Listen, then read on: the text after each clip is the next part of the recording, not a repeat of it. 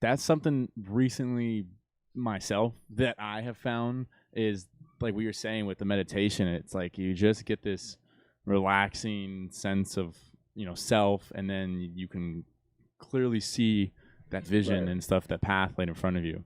It's Hmm. it's such a nice. I don't know. It's so I was overlooked it. I overlooked it for like the longest time. Yeah, a lot of people do. But they don't teach you that, you know? They don't want you to meditate because that removes all the need for prescription drugs, you know, pharmaceuticals and shit. Cuz like meditation can help with damn near any kind of disorder, disease or any of that shit cuz like all that stuff happens from stress.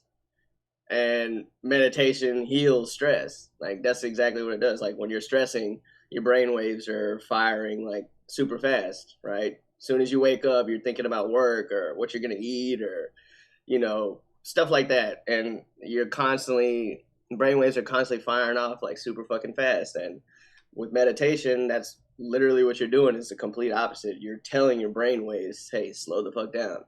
So when they start slowing down, you're more chill, obviously stress is reduced, and now like you have more room for like things to communicate, like your body, like your tissue, your organs, like all that stuff to communicate with your brain. Yeah, Like yeah, I, if it's going so fast and it's like it's crisscrossing and shit, and it leaves like very small room for light and energy to pass through, to mm-hmm. communicate and stuff. And that's when, let's just say, like you start having digestive problems, or let's say you get diabetes. That means like you're not getting enough insulin secretion, natural insulin, right? And Yeah, it's because you have blockage, and that blockage comes from ultimately stress. yeah, Stress, yeah.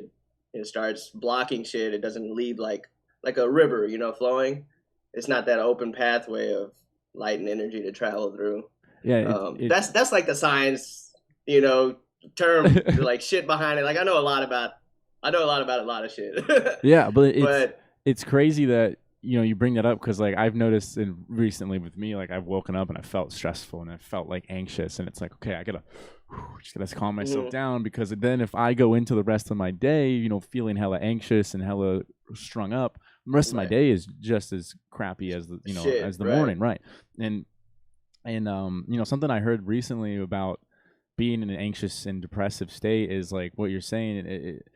That depressed people don't necessarily, they're like overthinking, like they're thinking so much that they're just blocking everything out, and they're getting like almost in that shell. And then when you meditate and you relax and you're not thinking, you get to that state of not thinking. it puts you in the moment. Puts you in the right, puts you in the moment. It So gets like that energy.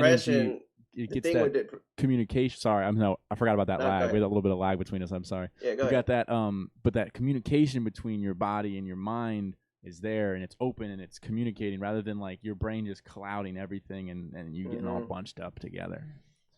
Yeah, so with the depression and anxiety, so depression, it happens because of the past. You're thinking about shit that happened in the past, whether it's like a relationship or maybe you got fired or something. Like you're thinking about something that has already happened, Mm-hmm. right? Yeah, yeah. And that's how depression happens. It's because you're like wanting what you had previously or something of that nature. Now, anxiety is the opposite. You're thinking about the future, like, let's say, how am I going to pay Looking bills, or how am I ahead. going to this and that, right? Right. You're never living in the present moment, and that's what meditation helps with, is to be in the present moment. Like that's how we were meant to live, is to be present and to experience and to feel and stuff like that, and not have these thoughts that aren't even your thoughts, like just dropped off in your head. You're thinking about all this shit that doesn't matter, and meditation, it puts you in that state, that present state, and that's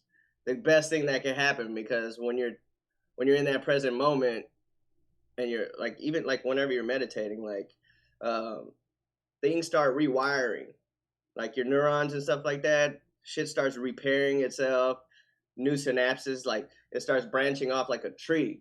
Mm-hmm. And now, like, if you continuously meditate, it's like playing basketball. If you keep playing basketball, you're gonna get better, right? You're Yeah. gonna start, handles, your shot accuracy, whatever. Same with meditation. You keep practicing. It's gonna keep elevating, keep elevating. You basically your mind is just gonna keep on expanding, expanding, expanding. More, you're gonna be able to intake more knowledge. You're gonna be able to retain more. You're gonna be able to see your future, like not psychically. I mean, you can consider it psychically, but like you can see like, okay, next year I'm gonna play at this festival. Now I need to do this in order for me to play that festival. Mm-hmm. But Yeah. you're not like thinking about, oh, you're not like stressing like about that festival because it's in the future, right? Right. You're thinking about it in the sense of making goals. So like, yeah, I want to play this festival next year, so I need to start with step A, right? So now you're concentrating in the moment on step A, and then once step A is done, boom, step B, and it just like keeps on going. It's a lot, man. Meditation helps a lot. I've taught probably about 40 or 50 people in the last year or so. I taught a lot more people prior to quarantine, but it's a passion of mine because all these people that I've taught, they've had like either like major issues or like they're like close family or friends, somebody that I wanted to see do better, and they've all like completely changed. Little things like when people talk to each other, uh, you don't see that much eye contact, right? Mm-hmm. There's like eye contact, and then people like look away or look up or some shit, and that eye contact isn't there because they don't have self confidence, or self esteem, something Right. within themselves, And like I noticed with myself, one of the phases of my meditation is like one day I was talking to somebody, some random person, and I noticed that I was like giving eye contact like the whole time, and I'm like, damn, like I can't remember the last time that I've been that way to where Mm-hmm. I'm comfortable just looking at somebody and just talking, and like it like blew my fucking mind. And then like one of my like best friends that I taught meditation, within 2 weeks, he noticed it and he hit me up and told me about it. And this is like without me telling him about my situation. He was like, yo, like I realized that I'm like giving people eye contact now when I'm having conversations. And like prior to that, he was one of those ones that just kind of like turn away, like a quick 1 second eye contact, and then kind of like look off, like he's like thinking or something like that. But like little things like that, man, it's like it's a game changer, complete game changer. Yeah, it's like we're saying, it just gets you in touch with you and yourself Mm-hmm. as a person, and I think that's like key to any path in life. Really, is it's just so key to be in tune and in touch with yourself, and I feel like things go really haywire when you're not in tune with yourself and you're not in touch with that inner self, because you might be thinking one thing, but like, you might not even really want that. You just, or whatever the situation is, or like you're saying, like you might be an outgoing, confident person, and then you're not in touch with yourself. You're just not there, and now Life you're a happens. closed. Life happens, right? And now you're just a closed off.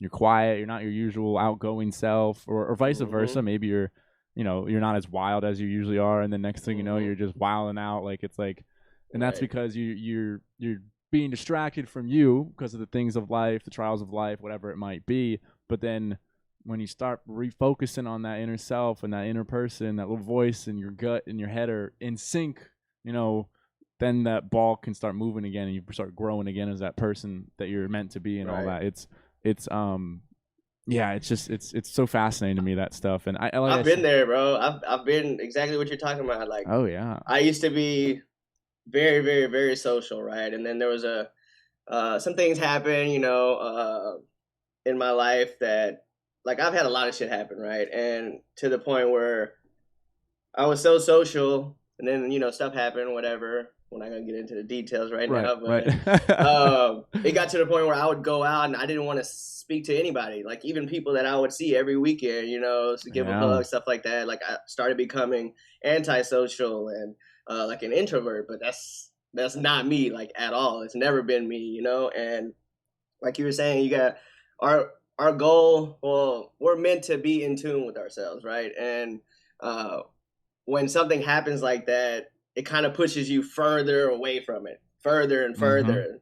The more you let it, and then like other shit will happen and just like keeps on pulling you away. You have to like kind of grab onto the reins and be like, nah, motherfucker, like I need to go this way. Like you pulling me the wrong way. So I mean, it's Yeah. self discipline and there's a lot that comes with it.